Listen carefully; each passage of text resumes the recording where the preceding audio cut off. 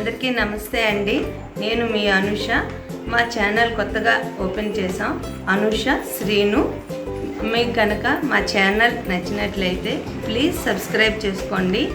మా ఛానల్లో కొత్త టిప్స్ కానీ కొత్త కుకింగ్ కానీ ప్రతిదీ మీ ముందుకు తేటానికి మా వంతు కృషి చేస్తాం. Please subscribe my channel. నమస్తే అండి, welcome back to our channel Anusha Srinu.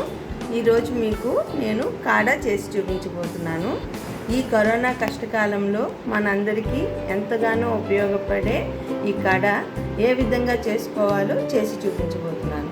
దానికి కావాల్సిన పదార్థాలు: 10 తులసి, అంగుళం అల్లం, 4 ఎలైచి, 8 లవంగీలు, 8 మిరియాలు, చిన్న దాల్చిన చెక్క, చిటికెడంత పసుపు. ఇక్కడ నేను ఈ కప్తో 2 కప్స్ వాటర్ తీసుకోబోతున్నాను. తయారీ విధానం: గిన్నె పెట్టి స్టవ్ వెలిగించుకోవాలి.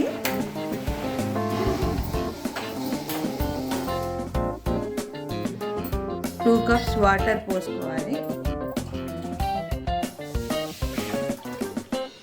వేడెక్కేలోగా ముందుగా అల్లం, ఎలైచి, లవంగ, మిరియాలు, దాల్చిన చెక్క దంచుకొని పక్కన ఉంచుకోవాలి. నీళ్ళు మరుగుతున్నప్పుడు దంచి పెట్టుకున్న అల్లం,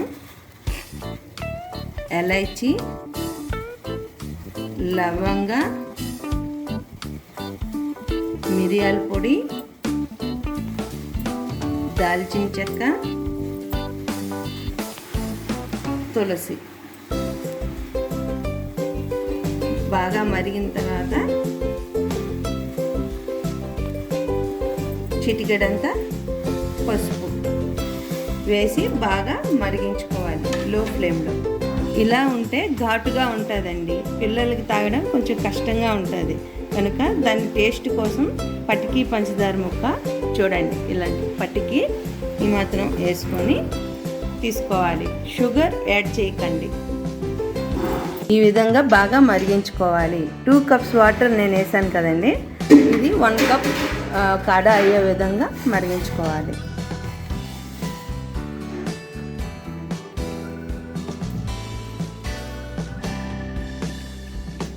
ఈ విధంగా 1 కప్ అయ్యేటట్టు మరిగించుకోవాలి. ఈ విధంగా కాడా చేసుకోవాలండి. పెద్దవాళ్ళు అయితే 1/2 కప్ సరిపోతుంది, చిన్నపిల్లలైతే 1/4 కప్పు తీసుకోవాలి.